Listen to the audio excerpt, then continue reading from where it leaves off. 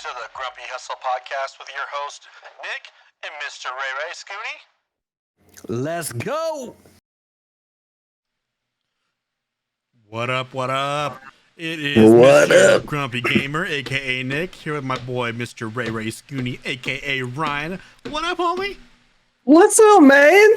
Man, it's been a minute, but I'm glad we're back. It's been a minute. Hey, guys, I want to apologize. Schedule's been a little messed up. Weren't able to stick to our normal schedule, but we'll work on making sure we're more consistent going forward. Just, life. Life gets in the way, man. Yeah. So It's I all hear good. you're going to teach me about home runs today. Well, all right. So the first step, I guess. Sorry, golly. Yes, we're talking about fantasy football and football in general, not baseball. I tried to keep a straight face, but it didn't work. Yeah, there are some baseball players as quarterbacks, or I guess quarterbacks that did play baseball. So we might be able to integrate some of that into it. I know a little bit, but so here's the Yeah. premise today, guys. Today is going to be fantasy football, right? So like Ray said, fantasy football, and Yep. Ray is, let's be honest, seasoned. He's Season, not in an old way though. Not in an old way. He wins tournaments here and there. He usually puts together pretty good teams. If he doesn't finish first, he's usually right up there. And me, I've played once or twice, and I have no idea what I'm doing. I may even auto drafted a team once or twice. Yeah, So- yeah, and like we talked about, we don't auto draft in our leagues. It don't. That's rule number one. So Not allowed. So today is going to be kind of polarizing. I think that it's going to be interesting. I'm going to learn a lot, I think, and hopefully you guys learn a lot too. But it's going to be nice to get the perspectives of fantasy football from somebody like Mr. Ryan here, who knows what the hell he's doing, and me, who has no idea. So, And it's a lot of trial and error, really. I mean, I played for gosh, so many years now in fantasy football.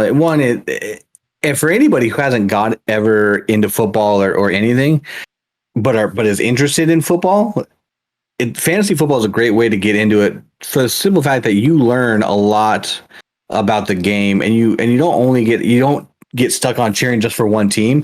You have the ability to now learn about other teams.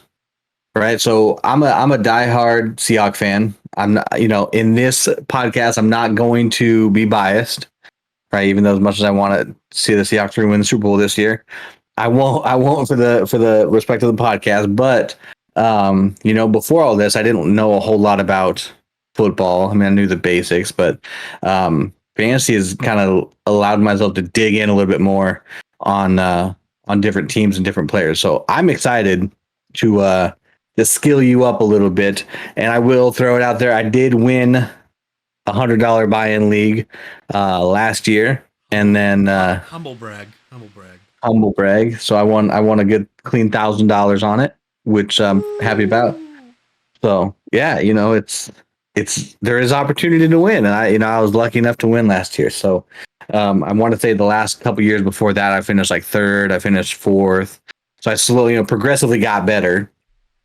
And I have a league that I run myself. I made the playoffs last year. I missed out on the championship, but I won the year before that. So I do happen to win from time to time, which is good. But you lose a lot. So it's tough because you can't. I mean, you got injuries and all sorts of things that happen. But we do our best to stay skilled up on the free agency wire. So, I mean, what's the typical buy-in for like one of those, right? I think one of the last leagues they paid in had like a $50 or $100 buy-in. Like, what do you guys play at? Yeah, well, so my league, the league that I'm in, and you are invited. I do have an open spot. So if you do, here's my invite to you is that I do have an open spot. I'll take it. I'm just gonna go ahead and say I'm gonna take it, Okay, and we're gonna put your training to the test here. So okay, so all right, let's do that then. We'll get you in. I'll send you the invite here when I open up the league again. It's a keeper league. I'm gonna call my team bring back Marshawn. Bring back Marshawn. There we go. I don't know if he's much fantasy relevant, but we'll try. He's not. Um, I went years ago, dude. When I first started playing fantasy football, like many years ago, and Mike, Mike, you know who Mike is. Yeah. He was actually trying to like explain some things to me. I'm like, well, I'll get Marshawn. He goes, dude, Marshawn's not going to help you. I'm like, but no, like he's on the Seahawks. He's my favorite player. Like, you know, like Nick, he's not going to get you any points. He's always hurt. I'm just like, but I want Marshawn. yeah. Just hey, you can just have him to be on your bench. He'll be there. You can do that. Yeah, Mike is in the league that I won last year. Okay. So Mike actually did pretty good last year. I think he did okay. Despite him being a Dolphins fan, he does all right. Yeah, I think he had a handful of Dolphins. You know what I mean? So, that's his own issue to have. But, so yeah, so there's a couple things. So buy-in, it depends, right? I don't play in free leagues. I don't feel that there's any incentive to be in a free league. It just doesn't. There's no incentive for you to be like, who's out there on the free agency wire? Who should I be trading for? There's no, because if you lose, you lose. You don't lose anything. Well, bro, that's just like playing poker, like, right? Like you don't play poker without stakes because people play wild and loose when they're not playing with real money and real emotions. You know what I mean? Yeah. Like, it just doesn't seem legit. You know what I mean? No, it doesn't. There's no, like I said, there's no incentive to want to try hard. And so, the league that I run is a $50 buy-in. There's 10 of us, which I may extend to 12, but there's 10 of us in there. So a $500 win. I mean, 450 if you're taking out your own money, which is a good amount, right? And then there's another league that I'm in that's $100 buy-in, the one that I won last year. And that one's fun too. I don't try to do more than 2 leagues. After the second league, typically what you see is you're running into playing against your own team in another league. And so what happens is that you're cheering for let's say Russell Wilson to score you 50 points, but then you're playing against Russell Wilson in another league, so you don't want him to score 50 points. Right. So anytime you get more than two leagues or 2 teams, you start and you try to draft as close as you can to the same for the most part, but that doesn't always happen because you have, everyone else has their own ideas and techniques. And so you're going to lose out on some players, but when you have people, when you're playing against your own team, it makes it very hard to want to cheer. So it's a very fine line. So anything more than 2, I typically stay away from. Now, it's been a bit since I played, but I think I remember most of it. So, like, you pick most of your offensive players, right? And then when it comes to defense, you pick like a defensive team, right? Is that right? Correct. Yeah. So you can, again, and there's different ways. There's different styles and formats you can do. Like some leagues have like a defensive team. You pick the Rams as your defensive team. Right. But there are some leagues that you can pick your cornerback, so a defensive back, a linebacker, a defensive lineman. Oh, damn. And then your defense. So then that brings a whole nother atmosphere to the game, to where it's now you're looking at, okay, you can get half point for a tackle or a full point per tackle. So you want to look at guys who tackle the most, so typically linebackers and safeties that play in the box a lot. They're going to get a lot of points for you. That gets pretty intense. So if you're like a diehard fantasy football player, like you may want to jump into that style of play. But if you're just starting out, just for the most part, you're going to just pick a defense. Okay. But I mean, and the great thing is, like, just like the history of how I've played is I'm super active on the free agency wire. And so I'm always dropping and picking up players that I can integrate into my lineup that I think they're going to have a good week or a bad week or whatever. You obviously, if you have Russell Wilson or you have Patrick Mahomes or Josh Allen or any of these big time quarterbacks, you're not going to drop them. You're just going to put them on the bench if they have a bye or a bad matchup. But again, it's really difficult for you to, if you have Patrick Mahomes, arguably the best quarterback in fantasy and if not football right now, it's hard. There's almost no case where you're going to bench Patrick Mahomes. There's not. And the same goes for Josh Allen. The same goes for Kyler Murray, Russell Wilson. I mean, it's just very difficult to do that. So, In that case, you're probably not going to want to drop any of those big time quarterbacks or running backs for the most part. But let's get into, so there's different formats again. There's PPR, which is point per reception. So that's like every time your player catches a football, they guarantee they get a point. Even if they get 0 yards, they're still going to get a point. I personally don't play that way. I'm just in a standard formatted league, but so people can play in all sorts of different ways. I think that's, it's totally up to them on what they want to do and how they want to do it. There's keeper leagues. Keeper leagues are leagues where you're allowed to keep a player at the end of the season or keep 2 players or however your commissioner sets the league up. Like the league that I'm in right now, you can keep up to, I want to say it's 3 players that you can keep. Now, every time you keep them, they move up a draft position. So let's just say that you drafted Russell Wilson in the 2nd round and you wanted to keep him after this year. Right. If you kept him, he goes up to your 1st round selection. So come draft day this year, Russell Wilson is my 1st round draft pick. So I will not have a draft pick in the 1st round. And let's say I want to keep him after this year. I can't, because last year is my 1st round pick. So next year he has to go into the draft pool. So therefore I don't get to have Russell Wilson anymore. If that makes sense. So anytime you keep someone, and you want to keep them for the next year, whatever round they were drafted in, the next year they move up a round and you lose that draft pick. I guess in theory that would be your draft pick. Does that make sense? Yeah, it does make sense. Okay, cool. And so that's how I play. I think that just that allows you to keep core players that you want to keep as long as you can. It makes drafting a little bit more strategic. And so if you're looking for guys for your future, you're going to draft younger guys, rookie guys. You're going to try to get them in the later rounds, because the later round you have them, the longer you get to keep them if they pan out. Right. So one of the things I remember is, I know the rookie guys, like, that can really be a risk, right? Because if they've been putting up points, like, but you don't know how injury prone they are, like, you could really screw yourself over, right? Versus like where you said Patrick Mahomes, right? Like, he's fairly seasoned at this point in time, and he's got a pretty good track record. And from what I know, he's not very injury prone. He seems to stay pretty healthy. Like, so he did get injured last year. He got injured last year, but he fucking made it back in like 3 weeks from like a dislocated knee or something. It was pretty crazy. He made it back incredibly fast. So yeah, that was the only time he's been injured. So for the most part, he is pretty well put together. So if you're able to get him, he's a solid pick as a QB. Oh, 100%. Yeah. 100%. Yeah, I think if you can land Patrick Mahomes, you have a very high probability of winning the league. In my opinion.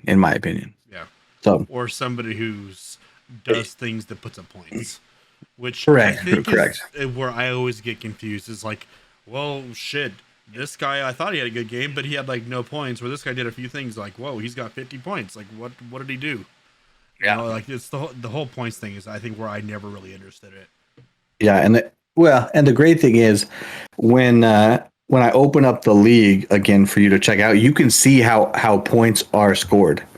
And so I have all my commissioner notes in there that allows you to see the scoring format. So you can go in and say, okay, when a quarterback throws a touchdown, it's 6 points. If he throws every 25 yards is 1 point. An interception is -2 points. Things like that. So you can see everything on how it's played out and how it's scored. So going into the season exactly what you're going to be needing to pick up to be the most successful. Right. But I do want to get into some players here. The first thing that I want to talk about is quarterbacks. In the leagues that I'm in, it's a 2 quarterback league.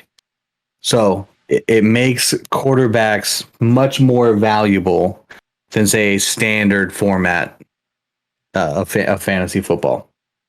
So the first, obviously, I mean, you look at the top 5, and again, these are just my opinion on what I know, what I've experienced. But number 1, I mean, you got to go with Patrick Mahomes. He's just the clear front runner in any fantasy football playoff or play season game, whatever you want to call it. He's just good. I mean, he averages anywhere from 30 to 40 points a game.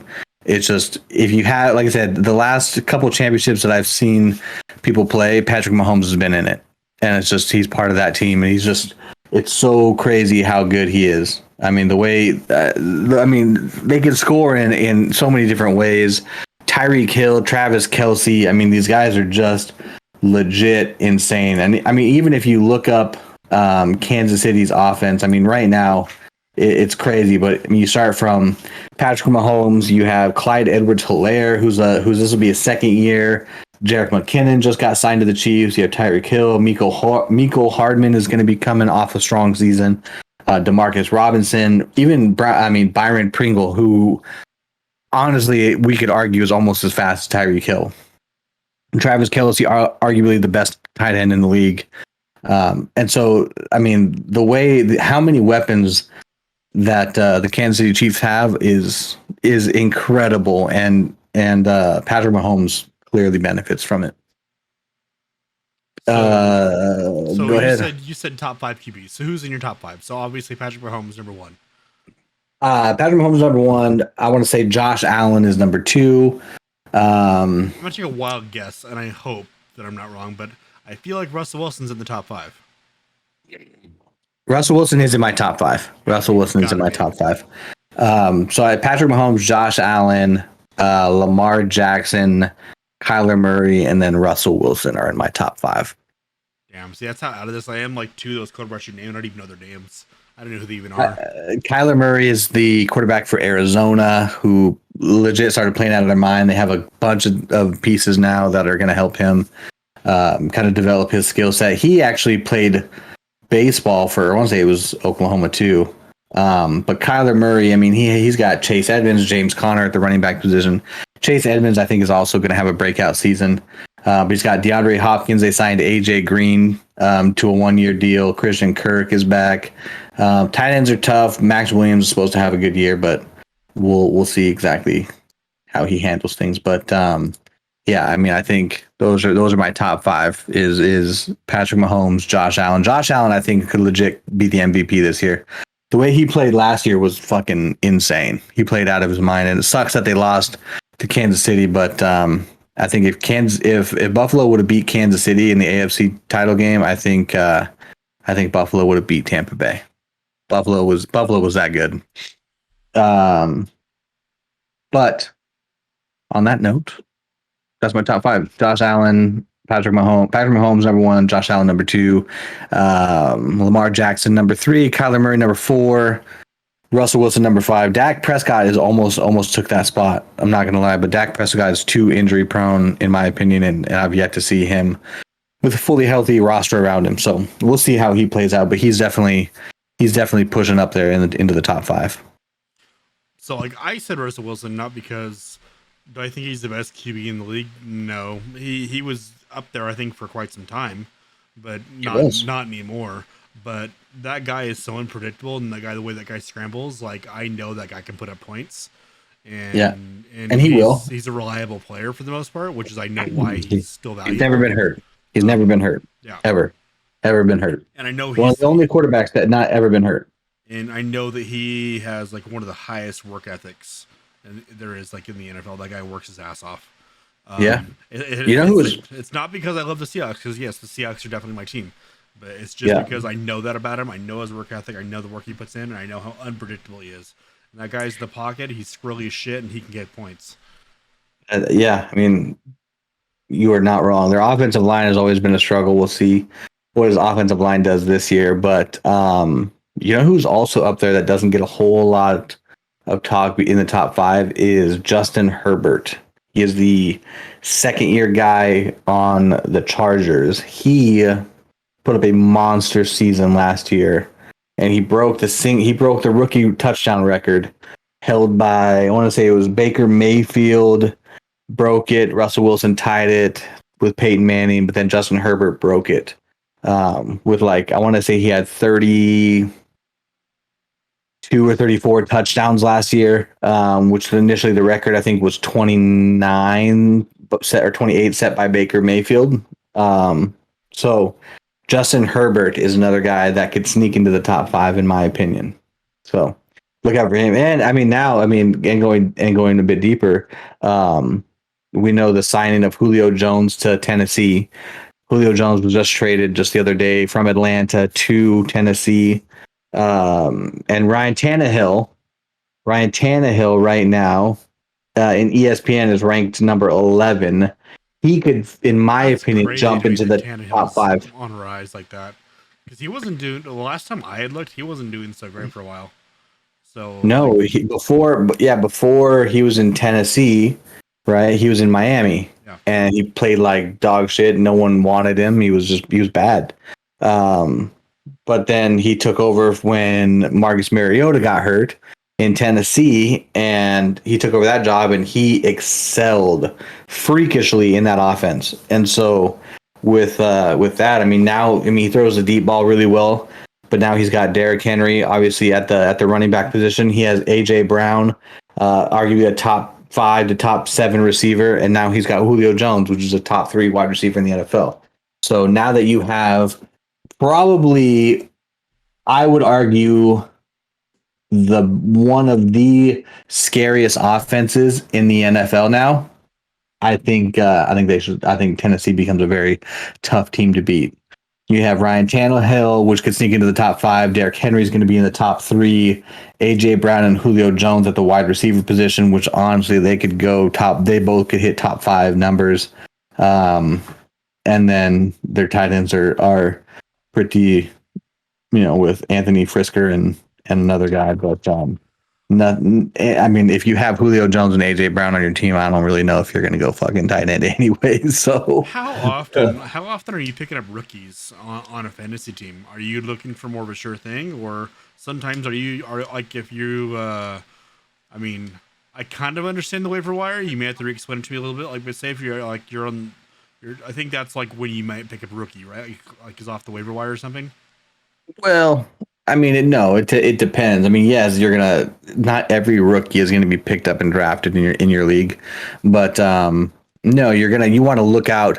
A lot of times, what you'll look for is like you'll look for like backup running backs, like rookie running backs that are backing up, say, an Alvin Kamara or an Aaron Jones, someone who's bagging up a known running back who may get hurt. And if they get hurt, then you have that rookie that you picked up very late in the draft or in free agency. Now, when you pick up a guy in free agency, his draft stock, if you're looking at for the following year, like say he excels and now he's the starting running back, you pick that guy up in free agency, so you get him last.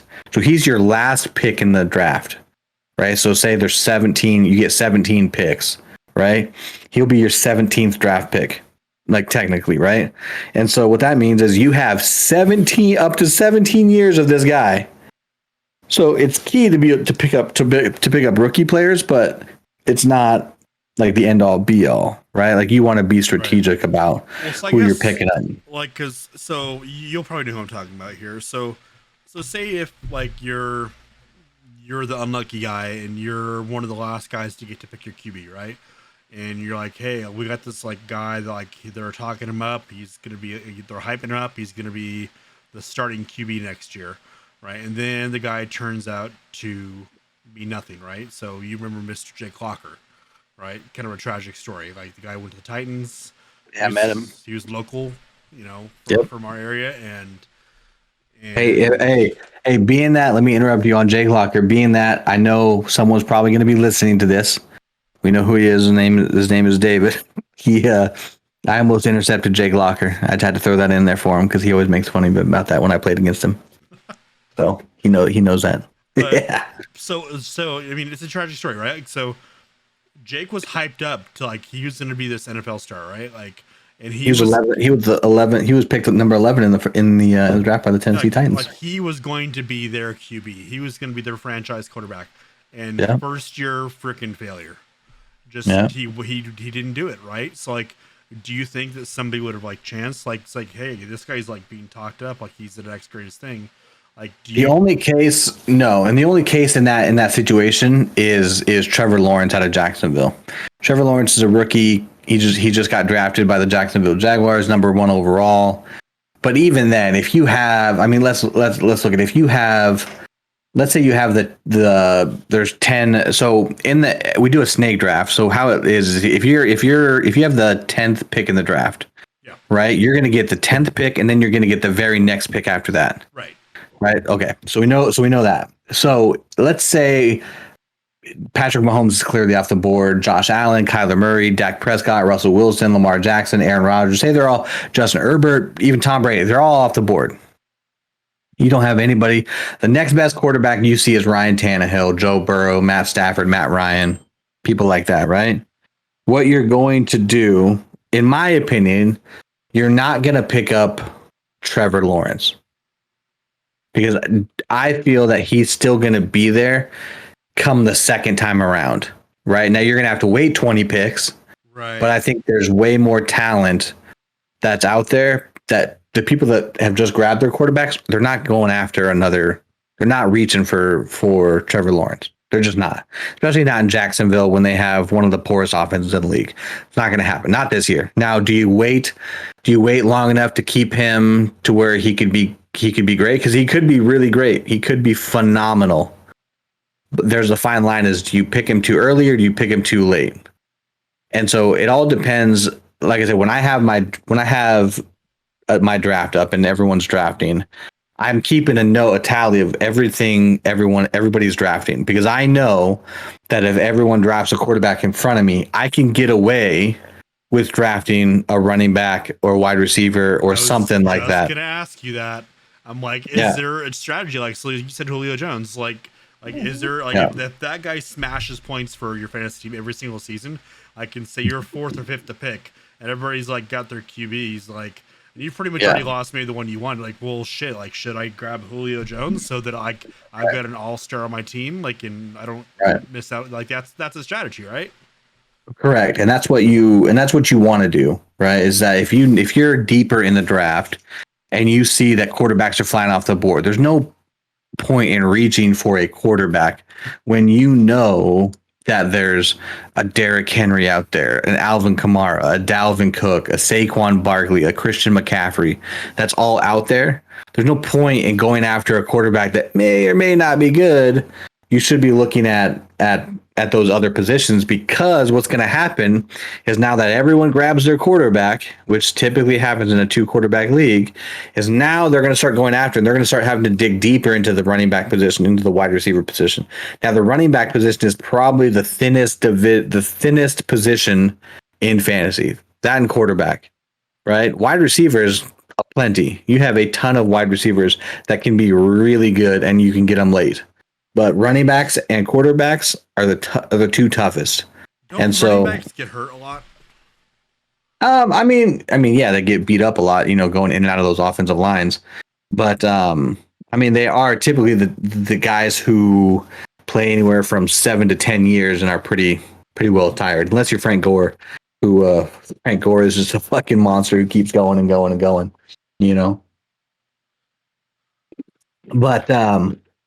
But yeah, I mean, running backs, they get hurt a lot. They're the ones that get punished the most. But I mean, on top of running backs, you look at kind of the running backs. I'll give you a sleeper running back too, but I'm gonna give you my top 5. My top 5 sits obviously Saquon Barkley at number 5. The reason he's not up higher, even though I think he's going to be top 2, is that he was injured all of last year. So I don't know how they're going to do. They got an addition of Kenny Golladay at the wide receiver position. Kenny Golladay can be a deep distraction for Saquon to get some open space. But Saquon Barkley at number 5. I have Alvin Kamara at number 4. I will throw some shade again at the person that I beat in the championship last year. I had Russell Wilson. I had Alvin Kamara the last game. Who'd you beat in the fantasy last year? He knows who he is. But I know it is too. I love you, buddy. I'm just fucking around. He will be listening. But the only reason we were talking about this today, the only reason I beat him, because I didn't have the best team. I did not have the best team. I snuck into the playoffs. But it's hey, you're 0-0 when you're in the playoffs, and lucky enough that Alvin Kamara had 7 touchdowns that game, which is absolutely unheard of. It doesn't happen. I mean, it happened once. It doesn't happen. He tied the record for most touchdowns in a game. I think he ended up getting me damn near 70 points alone. Which if you can get 70 points out of a player, the likelihood of you winning goes from 50% to 90%. Dude, like so you're like talking so much truth because like I remember like so many times like where like I won my week and it was like I was gonna get decimated this week based off projections, and some no name guy I picked up on the waiver wire fucking went off for points and won me the whole fucking week. I'm like, okay, yeah, sure, it's crazy. And so literally lucky enough, Alvin Kamara scored fucking seemed like every damn play, and that helped me win my league. And so, and then your competitors guy who always goes off had a really bad day, right? That's very true. Yeah, one of the highest scoring teams I was playing against, and I was also one of the highest scoring teams. But it just happened to be that week my team went off. He made some moves, thinking he could blow me out with some other guys, and got caught up with some bad moves. But regardless, I think even of the moves that he would have taken, I don't think it would have been enough to beat Alvin Kamara and Russell Wilson. I just it was too much for him to overcome. But again, and again, I'll agree. He typically wins. He typically wins his leagues for the most part. He's known to win. He's known to win a lot. So yeah. So it was good to win. It was finally good to win one. I've been a part of that league for a few years now, and every year I've gotten closer and closer and closer. And last year I finally made it over the hump. So I'm happy about that. But going back, top 4, Alvin Kamara. Top 3, Derrick Henry. Dalvin Cook is my number 2, and I still think, as much I know he was injured last year, Christian McCaffrey will be the number 1 running back in fantasy football if he can stay healthy and Saquon Barkley doesn't have a breakout season, which we all expect him to do. So, but my sleeper running back, who I don't want to give this away because he may be listening, but my sleeper, right? My sleeper I'm taking to jump into that top 3 is Joe Mixon. He's got a better offensive line. He's got more weapons. Joe Burrow is seasoned. Joe Mixon, I think, could be inside the top 5 running backs in the NFL this year. He's let me down a few years. But I do think he could get up there. So okay. So tell me this. So in the level of importance of your team, right? I'm assuming kicker comes in last place. Yeah, typically. And now I'll play. How I play is I play matchups with my kicker and my defense. For the most part, my defense. And what I mean by that is I don't really focus on defenses. Now, if I've gotten the players I want and I have no really need to fill anything else, then I'll go after defense and try to get someone early. But for the most part, I'll play matchups. And so I'll look at a team like the let's say the Rams, right? They are known to have a pretty solid defense. Let's say they're playing a high-powered offense like Tennessee or Kansas City. Say they're playing Kansas City. I'm not going to pick up the Rams defense. I'm just not, because I know that Kansas City is going to put up 30, put up 40, and the Rams are going to fight back with them. So they're going to be up 20, 30. So there's no points there. But if I look at a team and say, okay, I'm going to grab the Washington defense and they're going to play the Chicago Bears. Well, I know that Chicago Bears are not going to be that good this year. Maybe 5 wins. And so I know their offense is going to be lacking. They got a rookie quarterback. They don't have too many weapons other than their receiver. David Montgomery is questionable at best. I think you have a better chance of scoring more points with the Washington defense than you do with, say, a better Rams defense. I see. Makes sense. I If mean, that makes sense. If that makes I sense. never really thought about it before. Yeah. So if you got two like, playoff teams going against each other, you're better off going against a slightly stronger team against a very weak team, so that you can grab the points, right? Because that's what it's really Yeah. all about at that point in time. Yeah, I hadn't Correct. really thought about that before. Yeah, it's pretty smart Yeah. actually. Yeah, and so people have different ways of playing. People play different ways to they'll hold on to defense and just hope for the best. It works for the most part. If you have a really good defense, they're going to score points regardless. But I always play. I play based on matchups with that. And so kickers, I'll unless this kicker is a top 3 kicker in the league, Harrison Buttiker, the homie from Baltimore that never misses. And then somebody else, but kickers are, I think you can find a good kicker per week and get points out of that one based on a matchup. So that's what I'll look for. Kickers and defenses to me aren't extremely important, but they do score points. So if you can get a defense that forces the offense to turn the ball over a lot, that's going to benefit you, because you get points. You get 6 points per touchdown on the defense. Or if you get a defense that has a very good special teams, like if you get a team like Kansas City and they have a fantastic return team, if they score a touchdown, the defense gets those points as well. So kind of find the balance between a team that has a great special teams and a good defense, and I think that'll help you probably the most with those two positions. The wide receiver position, again, I think is flooded with talent.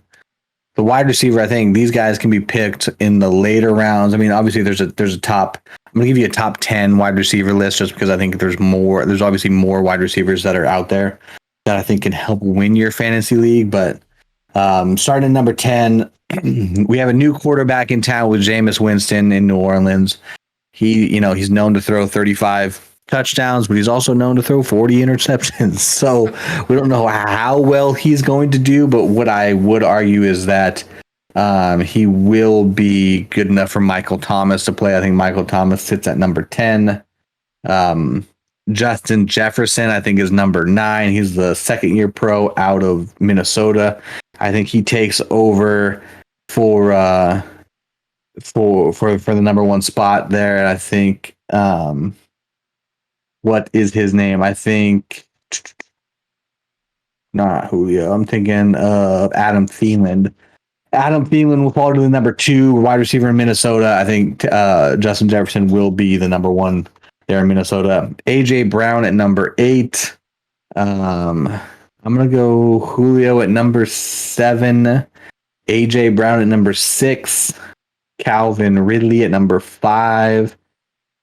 DeAndre Hopkins at number 4. DK Metcalf at number 3. Yeah, name that I know. DK Metcalf at number 3. Devontae. No, I'm going to go Tyreek Hill at number 2 and Devontae Adams at number 1. I know both those one too. Hey, we're learning. Yeah, and so that was tough. Stephon Diggs slightly falls out of my top 10. He is number 11 on my list. Hey, check your boy in the background. Check your boy in the background. Check your boy. What's he doing? Hey, get out of there. So, so Stephon Diggs falls out of my top 10 just barely. And so I have him there. A sleeper again. I'm going to call out. I'm going to say that Jamar Chase also in Cincinnati. I think Cincinnati's going to have a good team. I think Jamar Chase, the rookie in Cincinnati, I think is going to have a breakout year. I think he's going to have a really, really, really, really, really solid rookie season. So Jamar Chase is my guy to be the breakout candidate of 2021. Let's go. So how much time? I mean, I suppose for somebody who really has a passion for you. Yeah. You probably just check in and out throughout the day. Or check your ESPN app or whatever app you're using, or set on your computer, your laptop. You're just checking stats here and there, checking news, right? Right. And Right. so it Right. probably comes pretty easy to you, right? Like knowing these things inside and out. It Like can. for somebody like me, like where I don't watch a lot of the football games. Like I just don't have Yeah. time, and I you know, it's not that I'm not interested. I just don't have time. Yeah. And I don't really know a lot of the players. I don't really know much of anything. So I don't know who's injury prone or things like that. Is there for somebody who like wants to get into this? Is there an easy way for them to figure out like figure that Yeah. stuff out? Because like if like I've had it before where like I picked up somebody like, oh, I got this guy like he's put up all these things. Like, yeah, that guy's scheduled for surgery in 2 weeks. He's gonna be out for the rest of the season. I'm like, well, fuck, I didn't know that. I You know? can't tell you. I cannot tell you how many times that's happened to someone, and it happens to one person. They'll draft someone who went on IR Yeah. or that just had surgery and they're going to be out 6 weeks. Like it happens to the best of us.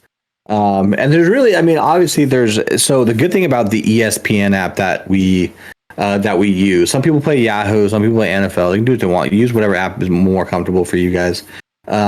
But we use ESPN, and the good thing about ESPN, it has pretty quick updates around injuries and and surgeries and players. So it is good if you're constantly on the app looking, a few days before, games start. Now the tough thing is you have a Monday night game, you got a Thursday night game, you got a Sunday, any of your Sunday and Sunday night games. So you have to be very quick as far as waiver wire pickups and who you're picking up and who you're drafting, because things change on a dime. And so there's really no way to look up like injury. I mean, you can Google injury report NFL like teams, and it kind of give you an idea of who's going on IR, who's hurt, who's going to be out for a couple weeks. But there's really no way of like knowing exactly who's going to get injured, right? You can get, let's knock on wood here, right? Is Russell Wilson's never been hurt, so like he would ideally be like that guy you want to pick. But let's say week one he gets hurt. Like there's no way of like knowing he's going to get hurt, right? Their offensive line is weak, but Russell Wilson has made a career out of having weak offensive lines. So he's never been hurt before. Chances are he's not going to be hurt. However, he's going to have a tough time running around. And so do you take that risk of him running around and get hurt? Or do you take the safer bet, someone who stays in the pocket? Say like a Justin Herbert or a Derek Carr, who doesn't typically run a whole lot. You got to make those conscious decisions on what you want to do and who and how you're going to draft. But it's tough. It's tough to know, because I mean, every year someone's going to get hit with the injury bug. We had one guy, I think, that had like 4 people out on IR, and they were like his key players. Like, what do you like? How do you prepare for that? You don't. And so you just kind of make your best assumptions, really. Or you chose a matchup without realizing they were on a bye week or something like that. Like happens all the time. Yeah. Yeah. And I've had that hit me in the face, like going, are you kidding me? Like I don't get to claim their points for this. Like and it's just because I didn't know what I didn't know, right? Right. So I guess what I'm picking up here is it's just learning repetition, right? Yeah. Right. Yep. It's a lower buy-in, maybe league the first year you play, and get your feet wet, make mistakes, learn until you get comfortable, and then move up to bigger leagues, right? I mean, it's kind of trial and error. I mean, like I said, I just jumped into a few leagues just to try to get better, and obviously my knowledge of football helped me a little bit, but fantasy is a different monster, and it gives you a completely different outlook on the game and how you pick players and how you root for players. So, it is fun, and I'm excited for you to try. I'm excited for you to get back into it and see how you like it. The one thing that I never do is I don't not tell you. If anybody asks me, who they draft, I'm going to be honest and tell them who they should draft. That's just because I like a competitive league. I don't like to be the one, grabbing all the good picks and then people missing out because they didn't know or they didn't study or whatever. Like, I know some people will disagree with me and be like, fucking their lives are on the line. Like, at the end of the day, I wanted to be competitive and I wanted to be fun. So, we can talk about draft strategy and stuff later on, but I think you're going to have fun. Yeah, I agree. I'm excited for you. Yeah, actually, now that we've just talked about it a little more, and some of it's like come flooding back to me, like of how it was trying to manage these teams because like I play on the same I played on the same league you play on right now. I Yeah, played on that league, so like you know those guys like those guys know their shit like they do. and They're and I they've was got definitely low man on the totem pole who didn't know shit. yeah that So the league that I'm in right now, we call it the money league, and yeah, it's a tough one. yeah, Those guys know their shit. yeah, absolutely. But tight ends, obviously, we look at tight ends. We know there's a small group of tight ends that are that fucking good, and it's Travis Kelsey, number one. He's the greatest damn receiver in the last 10 years. Darren Waller, number two. Darren Waller is a cool story. He again used to be addicted into drugs, but got signed to Baltimore's practice squad back in the day. Got signed off the practice squad to the Raiders and became number two tight end in the NFL. So there's more. That was a short, synopsis of the story, but he good guy, Darren Waller, good receiver, good tight end. George Kittle at number three, Mark Andrews at number five. Some people have T.J. Hawkinson up there. I'm gonna say Kyle Pitts. Kyle Pitts is the rookie wide receiver that got signed to Atlanta. Good news is they're going to use him. I think they're going to use Kyle Pitts more as a wide receiver. And here's a guy in Kyle Pitts who I think could go early in the draft because Atlanta is only going to have Calvin Ridley. They're not really going to have a good running game. Calvin Ridley is their wide receiver who's going to be the number one wide receiver in Atlanta. Kyle Pitts legit is probably going to be treated as a wide receiver tight end. He won't block. He's not going to be used as a blocking tight end. He's solely going to be used for out routes. And I think Matt Ryan is going to throw the ball a shit ton this year. And I will say there is a history of Matt Ryan being really good and then really bad and then really good. And last year he was not that good. The year before that he was in the MVP race. This year could be one of those breakout years. Put in that MVP race early, and I think Kyle Pitts benefits a lot from that. Okay. Yeah, that's my list on tight ends. Pretty simple. I mean, when you go down the list, you're gonna tight ends tough because you got Rob Gronkowski on there, you got Jonnu Smith, Mike Gesicki, Noah Fant. I thought Gronk retired. Did he come back out? He came back in when Tom Brady decided to come in. Oh Jesus. Okay. Yeah. That's how out of it I am. Okay. Thank you. Yeah. Nope, it's all good. Tom Brady came back and Rob Gronkowski came with him. Pretty cool. Rob is loyal. The man's loyal to your boy. Kickers, we'll go through the list. I think it's pretty straightforward, though. The Seahawks have a top 5 kicker, I think, in Jason Myers. He was really good. I think he only missed 4 kicks last year. Or not Jason Myers, excuse me, Jason Sanders. No, Jason Sanders in Miami. Sorry, Jason Myers is in Seattle. Jason Sanders is my number 4. Young Ho Koo is my number 3 kicker. He's the Atlanta kicker. Hell of a leg. He missed a couple key playoff field goals that I think a couple years ago. But Baltimore with Justin Tucker, and then Harrison Butker at number 1. That's Kansas City's kicker. I think he again will continue to dominate like he has. He's been the most consistent kicker in the league, with the exception of maybe Justin Tucker. Young Ho Koo is up there as well. So kickers, again, they're not going to be. You can get a kicker super late. Defense. They say defense wins championships, but I don't believe that in fantasy. What do you think? I mean, I think it's true in the actual gameplay, but in fantasy, It's not. I don't. I mean, I just know from our defense on the Hawks, like we've been sucking for years at this point in time, and it shows.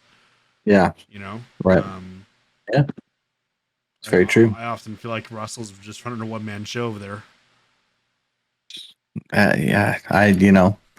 Not to jump too much into the Seahawks, but yeah, I think Russ needs to be the guy calling the shots because their defense, and they got a good defense. I mean, they have some key. You know, I think they're bringing back Carlos Dunlap. They obviously have their defensive backs that are young, but they have the homie from the Jets. We signed. Can't even think of his name right now. The Prez. They call him the Prez. But yeah, I'm blanking on his name, which is upsetting. But you know, I think they definitely have some opportunity to be much better, and I think a lot of it is going to depend on how Russell Wilson plays and what he can do with that offense. You know, Yeah, I agree. Now back on what you were saying. Jamal Adams. Sorry, that's the Okay. that's the guy. Jamal Adams is our safety. So a defense can definitely do work, right? Because if you get a defense that's running on all cylinders and they're stopping plays and they're not letting anybody get yards on them, yeah, they're definitely going to help you win for sure. It's just not common for what I've seen. It's not terribly common. Anywhere like 12 to 13 points is probably 12 to 16 points is probably where they sit. Typically, a top tier defense. Yeah. Now, with this defense, I do think obviously I think the Colts have a really good defense. You know, I'm going to put them in my top 5. I'm going to say the Rams are up there at number 4. The Bills are up there at number 3. This one's tough. Now, the Ravens, I think I'm going to put at number 2. Yeah, I want to put the Ravens at number 2, and I'm going to say the Buccaneers at number 1. Buccaneers have a crazy defense, and I think that they're going to be unstoppable. They have all their players returning from the Super Bowl.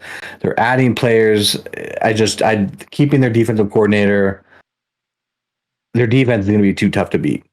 It's going to be tough. So if you can snag the Buccaneers defense, any of those top 5 defenses I named, Washington is clearly up there. The 49ers have a pretty good defense. Don't grab the Seahawks defense unless they're playing a terrible team. Yeah, I think, you know, there's a handful of the Patriots have a great defense. The Saints, the Browns have a good defense.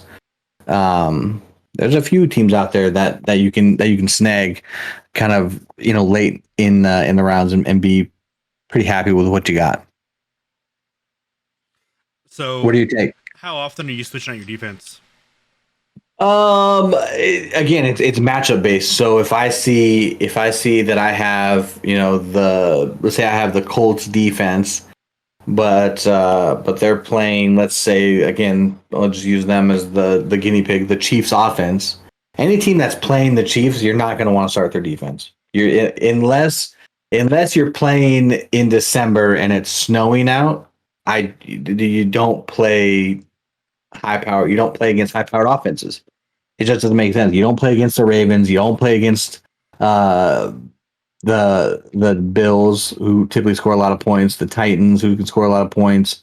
The Rams have been known to score a lot of points. So like you don't play against those teams typically too often. Okay, so would you be? So say you've got yourself a solid defense, right? And this team consistently puts up points every single week, right? So would you be better off just putting that defense on the bench? Can you do that? Can you put your defense on the bench versus let it go off to the waiver wire? So because if you let it go one week, chances are somebody else is going to pick it up and it's gone for the rest of the season, right? Correct. And that's when you take, and that's why you can bench your defense and you can pick up another defense and put them in play instead. But yeah, if you have a defense that's really, really good and you just know it's a really bad matchup, you're not going to want to play them unless you're feeling that confident in it. You know, unless they're, you know, constantly scoring 20 plus points, I think you may just roll with it. But at the end of the day, if you want to play matchup based, then yeah, you just put them on your bench, you pick up another defense, and you got to drop another player that, you know, maybe you're holding on to for something. Like that's where it becomes difficult. So, you know, pick up, you know, do what you want to do. I mean, if the person that you're going to drop you think is more valuable than the fill-in defense, then just play the defense that's gotten you, you know, where you have been, you know, since the start of the season. A rule of thumb that someone once told me is play your best players, no matter what. Play your best players. I think that stands true for a lot of situations. And again, defense and kickers are typically ones that I don't follow that rule with. But for the most part, like especially in the playoffs, because what everyone's going to do is they'll try to get creative. Like, okay, I see this guy has a good matchup. I'm going to play him. Well, then that guy busts, and now you're sitting there like, why the hell didn't I play my best player? Right. So in the playoffs, no matter what, you play your best players and hope for the best. Because at the end of the day, you can't be mad at playing your best players. They had a bad week. And so no matter what, play your best players, especially around playoff time. Okay. Well, that's good advice. That's what I would say. Well, sir, we're coming up on our hour. Do you have anything else you want to add before we wrap things up here? No, but I'm excited, and I'm want to welcome you to the Champions League, is what I like to call it. And so this year we will have a trophy for the winner. Second. So it'll be a good it'll be a good trophy. I've seen they got them on Amazon. You can edit them. I think it's like somewhere like $60-$80 or whatever. But yeah, we're all gonna chip in, I think, for one of those, and it'll be passed around throughout the years. Because again, it's this. I have a keeper league as well. It's been about 2 years now. I just recently started it, so it'll be fun. So we'll have a keeper league, and it'll have a trophy, and it's gonna be fun. So I'm excited to have you. It'll be me too. I'm excited to get back into it, honestly. Yeah, I think we're gonna have a lot of fun. So you're gonna reunite with a few old souls that you used to know back in the day that play. So we know a few. I know you know a few of them that work in the old globe of. I'm sure. Yeah, so that'll be fun. But no, I'm excited, man. It was a fun podcast. I love talking about football. I can talk about football all day long, and I'm excited to continue to talk about some stuff. I know we have some ongoing things that are happening behind the scenes with some stuff, but I liked it, man. What about you? How was your thoughts? It was good. Yeah. So I mean, we designed this podcast so that you are definitely going to be the primary.